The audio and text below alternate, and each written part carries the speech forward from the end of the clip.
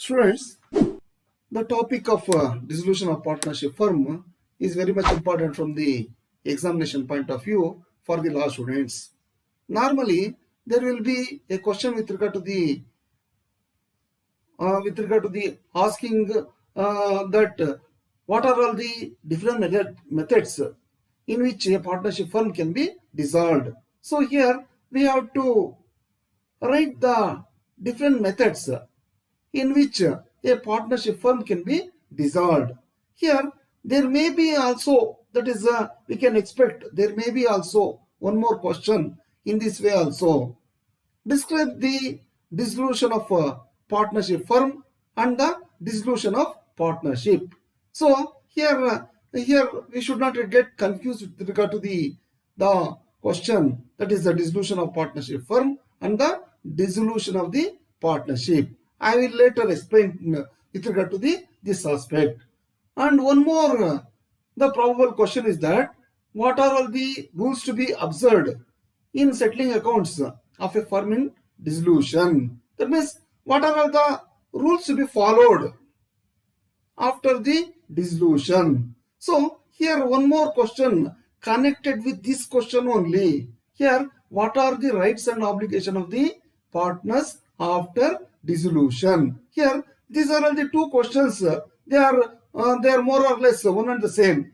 That is, what are all the rules to be observed in settling the accounts of a firm in dissolution? That means after the dissolution, what are all the things has to be followed? So thereby we can come across the rights and duties of the partners will come up.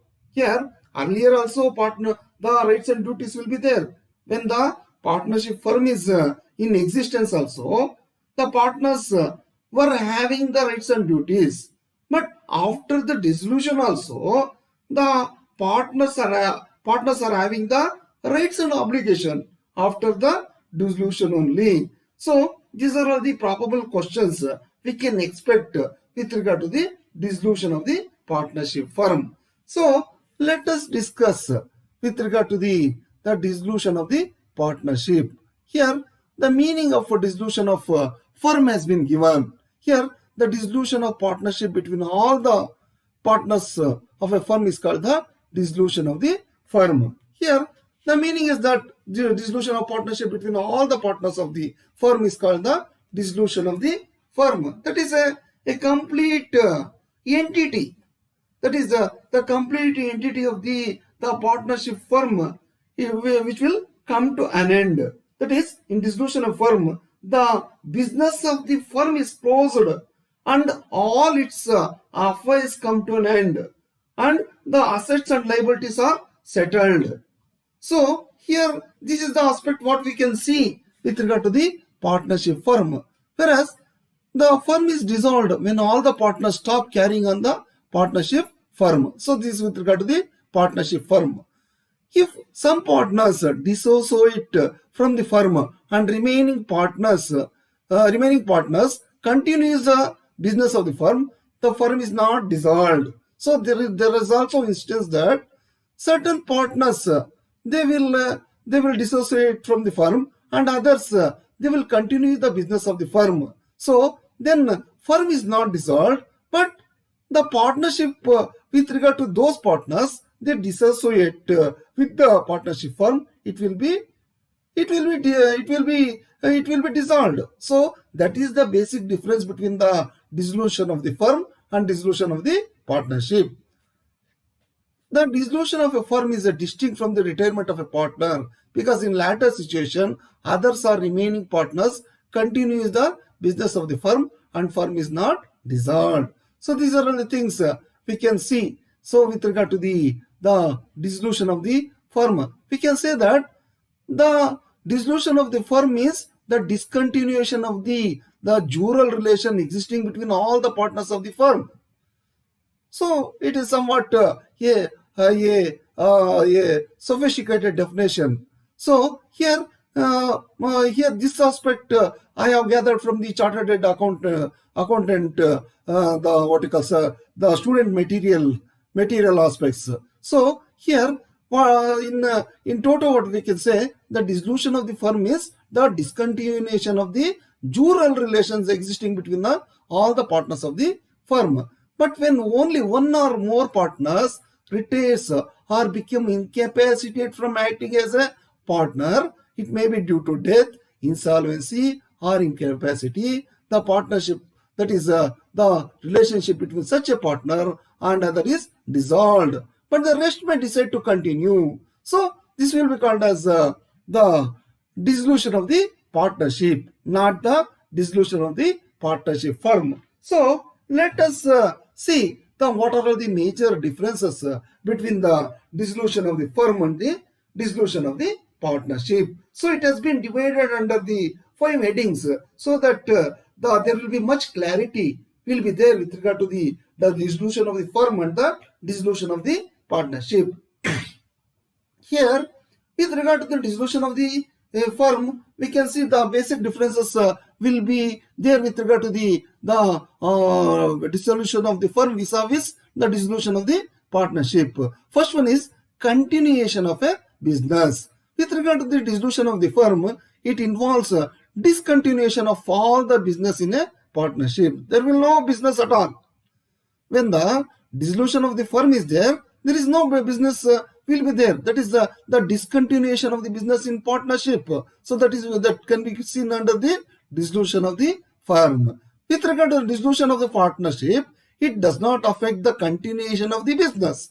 It involves the reconstitution of the firm. That means if one partner left, it may be due to death, insolvency, or insanity, or it may be because of any reason. So then dissolution, there is no need of dissolution of the firm. The partnership will be reconstituted and the business will continue, and the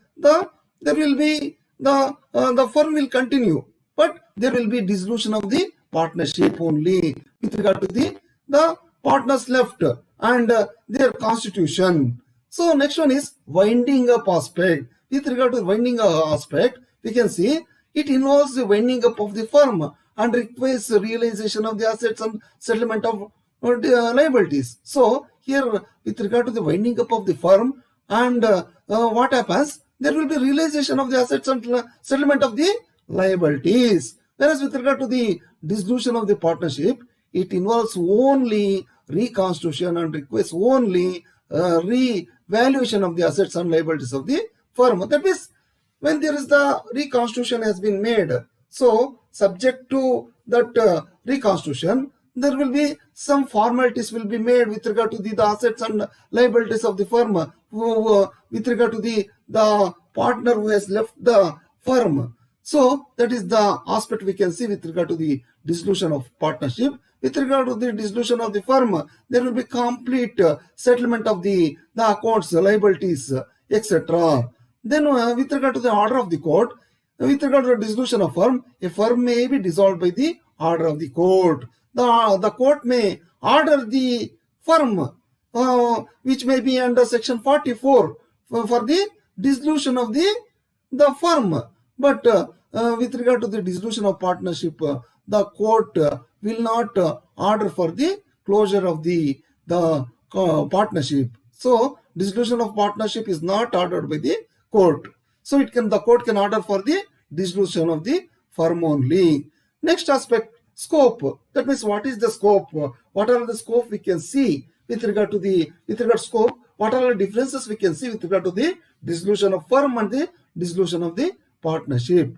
With regard to the dissolution of the firm, it necessarily involves the dissolution of the partnership. Whereas with regard to dissolution of partnership, it may or may not involve the dissolution of the firm. With regard to the dissolution of the firm, it necessarily involves dissolution of the partnership. That is, certain times here what happens, there will be dissolution of the firm and dissolution of the partnership at a time. That means the partners, they may decide to end the partnership and they want to dissolve the firm also. So this is what we can see with regard to scope. Here, dissolution of the firm is, it necessarily involves the dissolution of the partnership. So there should be all the partners, they should be dissolved, and after dissolution of the firm itself, we cannot think of existence of any partnership. So with regard to dissolution of the partnership, it may or may not involve the dissolution of the firm. That means they may decide what you call the at a complete one juncture they can close their business with regard to the dissolution of the partnership as well as the dissolution of the firm. Last one is final closure of books. With regard to dissolution of firm, it involves final closure of the books of the firm. There will be final closure with regard to the firm books. There is no further transactions with regard to the any business of the firm. But the settlement of the accounts it will take place. But with regard to the business of the firm, there will be final closure of the books of the firm. Here, with regard to dissolution of the partnership, it does not involve the final closure of the books. As you know, if one partner he left the business, other partners they will reconstitute and they will continue the business with regard to the even after the dissolution of the partnership. Let us go to the aspect of different modes of the dissolution of the firm. Here under this table you can see very much easily. That means the dissolution of the firm can be broadly divided into two categories. That is by the order of the court and without the order of the court. Under the without the order of the court, we can see from section 40 to 43. With regard to the by order of the court, we can see only section 44. Under section 44, we can see there are 7 grounds are there. One is insanity, misconduct, permanent incapacity, persistent breach of agreement, transfer of interest, continuous loss, and just and equitable ground. Here, with regard to the just and equitable ground, we can that is left to the discretion of the court. Whatever the court which can decide what is just, what is equitable, depending upon the cases, the court may say it may say this is just, this is equitable. So the court may say with regard to the what is just, what is equitable. So that aspect we can see with regard to the court aspect. Here let us see with regard to the without the order of the court. So here with regard to the without the order of the court, we can see there are 4 aspects is there: by mutual agreement, compulsory dissolution, and happening of the certain event, that is contingency event.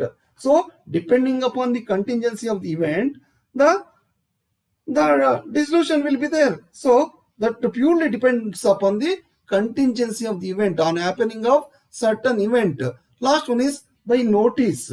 So by notice also there will be dissolution of the firm can be done. So let us see the first aspect, that is without the order of the court, from section 40 to 43.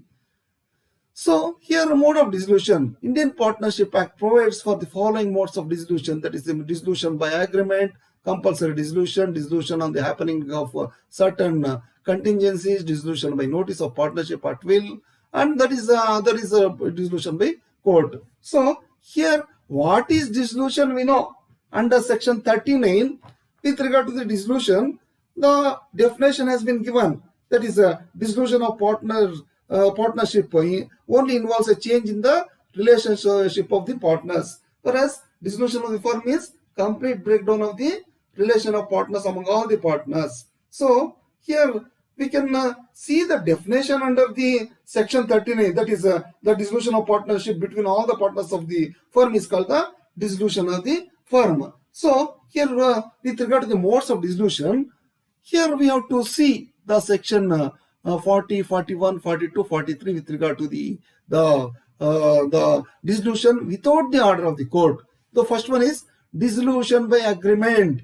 As you know that the partners they will come together on the basis of the agreement only. So the main aspect between the partners is that there should be an agreement. It may be through making the agreement in the form of partnership deed also. So there may the agreement the partners they will come together on the basis of the agreement. So in agreement only they can decide. They can decide the future the course of their business and other aspect. Here, according to section 40, a firm may be dissolved with the consent of all the partners or in accordance with the contract between the partners. That means by the contract and agreement, they can decide to dissolve the partnership. So, section 40 includes two modes of dissolution. First, a firm may be dissolved with the consent of all the partners.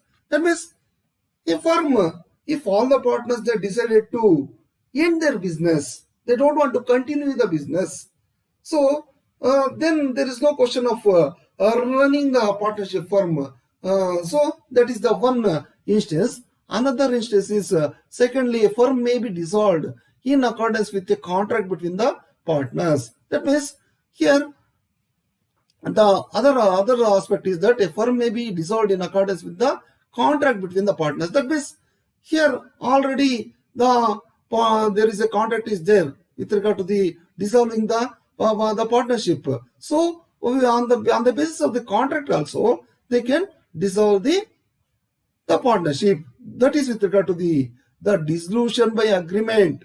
So agreement plays a catalyst role here with regard to the continuing the business or closing the business or winding up of the partnership firm. Next aspect is under section 41, that is compulsory dissolution under section 41. That is under section 41 there is a compulsory dissolution is there. Here there is a compulsion is there.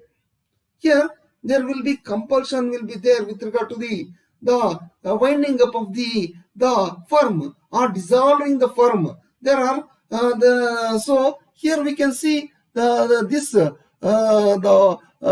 compulsory dissolution which will undertake under two instances. So here under section 41 we can see on two grounds the dissolution of the firm may take place. One is all the partners or all the but one becoming the insolvent. So here insolvency of a partner or all the partners insolvency which will play the important role. So which makes the partnership to end their the business, to end their partnership firm. So that is the first instance. Here what we can see here, a firm is dissolved by the adjudication of all the partners or all the partners, but one is insolvent. Thus a partner is adjudicated as insolvent, he ceases to be a partner. As you know that what is the legal effect? What is the effect when any partner he has been adjudged or adjudicated as insolvent, or when a person has been adjudicated as insolvent, he ceases to be a partner. He doesn't have any more what you call the credentials. He cannot enter into contract, and no action can be taken against him. Here one of the main reasons for this is that when he is adjudicated as insolvent, he becomes incompetent to contract. So this aspect we can see. So here with regard to this aspect of insolvency of a partner, we can find the provisions in both the sections, that is section 41 and section 42 clause D. That is here under 42 clause D also this insolvency plays the important role, that is a dissolution on the happening of the certain contingencies. So here also the concept of insolvency will be discussed. Here there is a compulsory dissolution is there. When any partner he has been dissolved, there is a compulsory dissolution is there. So that is the one of the aspect. Here with regard to the insolvency aspect, there are certain laws are there. That is with regard to the section 41, that is what we can see. One is compulsory adjudication and other is what the procedure to be followed when a firm is to be dissolved by the insolvency of the partner. The deficiency of the insolvent partner is to be borne by the solvent partner. That is normal practice. What should be done when any one of the partner become insolvent? Then for one thing is compulsory what you call winding up of the partnership firm. Then after the compulsory winding up the firm, what procedure has to be followed? So what procedure to be followed with regard to the paying of the debts and paying of the what are all the the aspects has to be compulsorily has to be done after the winding up. That is the main aspect we have to see. So with regard to that one, we can see the answer under the case law of Garner versus Murray. So this is the important case law with regard to the partnership firm. If you don't discuss this case law, then your answer will become incomplete. So here Garner versus Murray, I can make a separate video with regard to the facts of this case.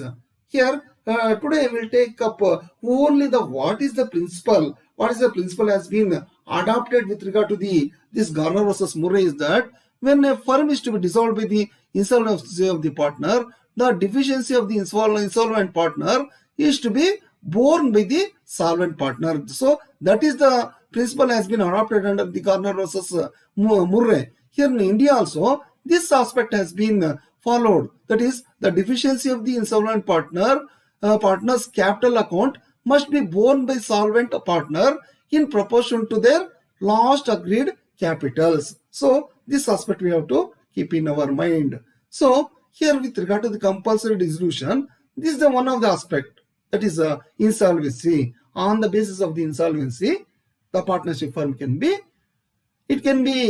closed. So the partnership firm can be closed or that it can be dissolved. The second instance is that happening of any event making the business of the firm unlawful. So when the partnership firm has been running, it may be lawful. So subsequently it may become unlawful by the statutory recommendation, by the any statutory act or act of the state. So likewise, for example, suppose some company is producing the what you call scent, or it is producing some chemicals. So it may be borrowing certain chemicals and mixing certain chemicals, or it may be producing some tablets, and so it may be taking some chemical compounds from other the pharmaceuticals, or it may be using some chemical compounds for the production of the some given tablet. But later the state or the state government or central government or in statutory authority which bans the use of a particular chemical compound, then the partnership firm or the any firm which is producing the some what you call tablet that is made to be used by patient, so which no longer get produced. So that becomes if they continuously use that contraband or prohibited chemical compound in the tablet, then it will become the unlawful. So at that time it is as good as closing the partnership firm is better. But if any partnership firm is doing one or more businesses, so at that time one or more nature of the business, suppose one might become unlawful and rest of the other businesses may be lawful. So at that event, whichever is unlawful, that aspect can be closed down, and whichever is lawful, which can be continued. So that we can see with regard to the happening of any event making the business of the firm unlawful. A firm is dissolved by the happening of any event which makes it unlawful for the business of the firm to be carried on, for the partners to carry on the partnership. So this is the aspect we can see with regard to the second aspect where we can recommend for the compulsory dissolution of the partnership firm. According to this principle, where there are several parts of the contract and one of the parts become illegal, then if the illegal part can be separated from legal part, only the part which has become illegal shall be void and the legal part shall remain valid. So that's what I have said in the other forum with regard to the business nature of the business. Let us go for the next section, that is the dissolution of the firm without the order of the court. Here what we have seen now, so far we have seen with regard to the one is dissolution by agreement and the compulsory dissolution we have seen. Let us discuss with regard to the dissolution on the happening of the certain contingencies. Here, which are all those contingencies under which the winding up of the partnership firm can be done, or dissolution of the partnership can be done. So that is under section 42. We can see there are 4 instances will be there. That is where the firm is constituted for a fixed term. On the expiry of that term, the partnership firm can be dissolved. A second instance is that where the firm is constituted to carry out one or more adventures, that is business or undertaking, then by the completion thereof, the partnership firm can be dissolved. Then is other aspect, that is by the death of the partner, by the adjudication of the partner as an insolvent. What I have already said with regard to the insolvency in length. So here first aspect is that by the expiry of the fixed term, that means a firm is dissolved if constituted for a fixed term. By the expiry of the term, that means a partnership firm will come into existence with regard to the certain term, certain tenure, certain time. So after the completion of the term of the partnership, term of the partnership is completed or exhausted. So then the automatically on the contingency of that event, the partnership firm will become the dissolved. So the term of the partnership being fixed is clearly not a contrary provision under section 42. It may also be noted that here that even after the expiry of the fixed term, by mutual consent, partners may continue the partnership. That depends upon their future agreement between the partners. But when once they decide that the partnership will continue for a fixed term, then the partnership firm will be dissolved. Next one is on completion of the adventures or undertaking. What is the meaning of adventure? Means certain business. So here what happens with regard to the any business? That means they may say we have to cover this area. When we complete this project, when we complete this business in this area, so there is no more interest in continuing the business. So on completion of that adventure undertaking, the partnership firm can be dissolved subject to contract. That means whatever it may be there we can see with regard to agreement, subject to contract between the partners in a firm, is dissolved if constituted to carry out one or more adventures or undertakings by the completion thereof. So that what we can see with regard to this aspect. Next one is by the death of the partner. That is, nobody can know when the death will be catastrophe on any human being. That means that is the act of the God. So that means nobody can expect or anticipate with regard to the death of any person. So by the death of the partner, so it becomes a contingency. So subject to contract between the partner, say firm, is dissolved with the death of a partner. The main reason for this rule is that in law, firm is not a person. It's only a group of person, and the name of the firm is only the collective name of the person who constituted the firm. So this is the reason why in the event of death of a partner, the partnership firm will be dissolved. And next one is, as we have discussed in length with regard to by the adjudication of a partner as an insolvent, subject to contract between the partners, a firm is dissolved by the adjudication of the partner as an insolvent. So this is the aspect we can see. And next one is dissolution of by the notice of partnership at will. So here what we can see, so by the dissolution by notice of the partnership at will, it can also be it is the next aspect. So we have discussed so far dissolution by agreement under section 40, compulsory dissolution section 41, 2 aspects we have seen, that is 2 instances we have seen, and dissolution on the happening of the certain contingencies, that is 4 aspects we have seen under 4 instances. The partnership firm, it will be dissolved. Last one is dissolution by notice of partnership at will, that is under section 43. Let us discuss that aspect now. So dissolution of partnership at will. So that is the will of the person plays the very important role. That is, according to Section 43 of the Indian Partnership Act of 1932, it has been defined that where the partnership is at will, the firm may be dissolved by any partner giving notice in writing to all the partners of his intention to dissolve the firm. That means any one partner, he may give the notice, and other partners also accept their the person's his intention to dissolve the firm, and they can wind up the partnership firm. So the firm is dissolved as from the date of mentioned in the notice as the date of dissolution. So when here the date will be taken into account. If the date has been mentioned in the notice, from the notice date itself, the partnership firm will be dissolved. It will be called as partnership at will. That is the will of the partners which plays the important role. If no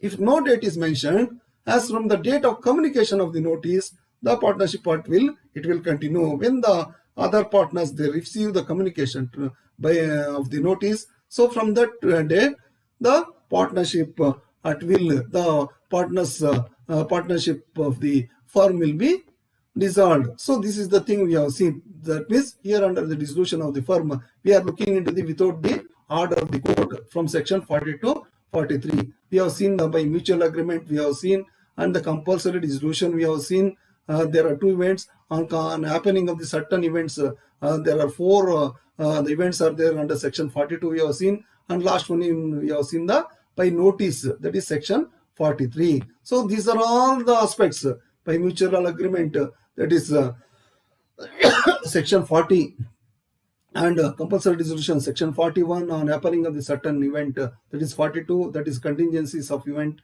and by notice, that is partnership at will. So that is under section 43. So these are all the without the order of the court. Let us go for the by order of the court. Here under the by order of the court, we can see there are 7 instances are there. That is insanity, misconduct, permanent incapacity, persistent breach of agreement, transfer of interest, continuous loss, just and equitable ground. So by order of the court, we can discuss which are all the under which are all the circumstances the court may ask for the dissolution of the partnership firm. So one is a partner becoming unsoundness of mind. At the suit of a partner, the court may dissolve a firm on the ground that a partner has become unsound mind, in which case the suit will be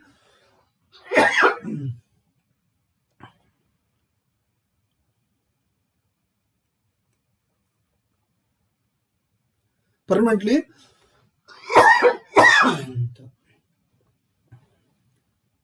at the suit of the partner, the court may dissolve a firm on the ground that a partner may become, that is here we are looking into the dissolution by court. So here we are looking at the concept of dissolution by court. So here under dissolution by court, we can see there we can refer the section 44. The court may dissolve a firm on any of the following grounds. Here a partner becoming a unsoundness of mind. That is if a partner becomes he suffers from any short duration of the unsoundness of mind, the court cannot order for the partnership firm dissolution. So but if the insanity of any partner it continues, if the insanity of any partner continues, then what happens?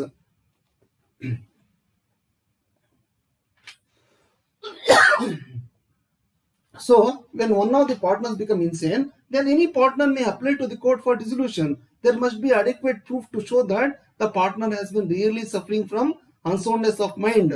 If a sleeping partner becomes insane, the court may not order for the dissolution. Here the case law of Kirby versus Kerr, it is very much important with regard to this aspect. Then we can see with regard to a partner becoming permanently incapable. That means a permanent incapacity will be there with regard to the second instance where the court may order for the dissolution of the partnership firm. That means when any partner has become permanently incapable of performing his duties as a partner. That means Normally, as you know that partners, they will come to together, they will distribute the division of work, and they will perform their duties according to their distribution of work. Then there is no problem. If any partner is incapable of performing his duties, then the court may order for the dissolving the firm. The incapacity may be due to physical ailment, or it may be due to mental illness. So this is the second instance. The partnership firm may be dissolved by the order of the court. The third aspect is a partner guilty of conduct likely to affect prejudicially the carrying on the business. It is normally it is with regard to the misconduct of the partner. Here, what is misconduct?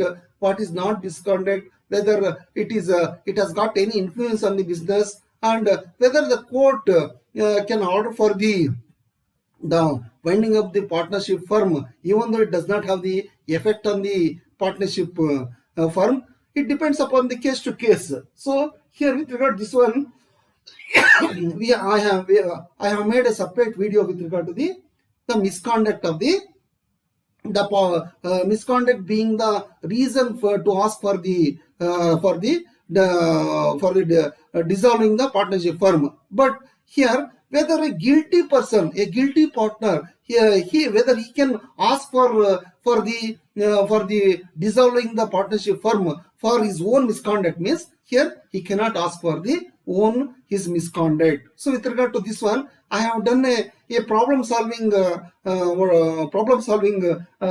question also. Here in exams, what happens? Here, with regard to these grounds, with regard to any aspect, the problems may be given in the law exams. So you should know the concept, whether a guilty person, a guilty partner can become out of his own misconduct, he can ask for the dissolving the partnership firm. He cannot ask. But other partners, they have to prove how far it has got the effect on their business, nature of business with regard to the misconduct. That is, misconduct may be anything. It may be adultery. It may be any aspect. So that is the aspect concerning to the question of fact. So let us go with regard to the next aspect, that is continuous breach of trust, that is willful or persistent breach of agreement relating to the business or management of the affairs of the firm. So this is also very much important. So if any partner willfully and continuously commits any breach of partnership agreement or conducts himself in such a manner so that it becomes impossible for the other partners to carry on the business, that is here a willful neglect by a partner to attend the business of the firm, or continuous quarreling with the any of the aspect, continuous quarreling with regard to the partners, or here these aspects are also very much important from the instances with regard to the persistent breach of agreements are that embezzlement, keeping erroneous accounts, holding more cash than allowed, refusal to show accounts despite repeated requests. So here these are all the instances where we can see persistent breach of agreement. So other than this one, here there are other reasons also there with regard to the persistence of breach of agreement. That means it is no more possible to continue the business. For example, if one of the partners keeps erroneous accounts and omits to enter receipts for the same, so this is against to the holy conduct of the partnership business. So on this ground also the partnership firm can be dissolved. The other things are that transfer of the own interest in the firm by a partner to a third party. That means at the suit of a partner, the court may dissolve a firm on the ground that a partner other than the partner suing has in any way transferred the whole of the interest in the firm to a third party. So this is also important. Here, where a partner other than the partner suing has transferred whole or whole interest in the firm to a third party. So it is against to the principles of the partnership firm. So here, with regard to this one, the court may dissolve the firm at the instance of the any partner. So that is this is also on this ground also the court may dissolve the firm. The next one is perpetual loss.